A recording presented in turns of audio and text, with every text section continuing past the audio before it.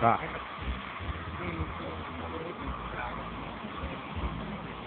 Posso tentar defender de novo. E agora estamos aqui para entrevistar o buraco. Vamos falar primeiro com o boa tarde. Eu falei para a galera que está nos assistindo, agora vou entrevistar aqui.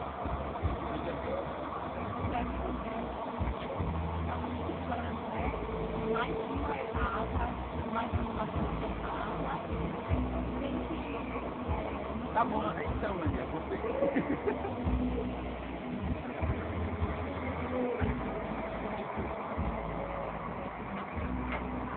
Olá, estamos no ar mais uma vez e vamos agora entrevistar o pessoal do Futurá. Muita alegria de participação aqui na pesada. Vamos lá, Johnny Cássio. E é isso aí, galera. Hoje é um prazer estar aqui mais um ano para essa festa maravilhosa.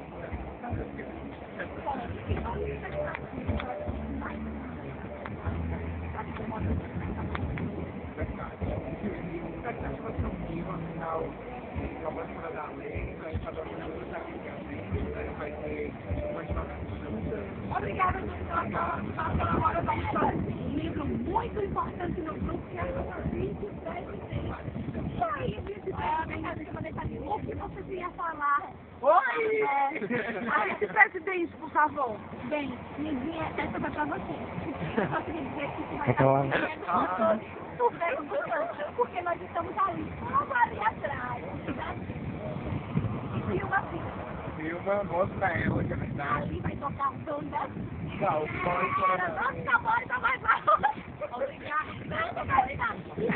Ali atrás. Sobre milhões. Churrasco. Vamos lá. Muito obrigada. Agora, uma participação super mega especial. Ele fugiu. Ele não tem pudor. Ele não tem pudor.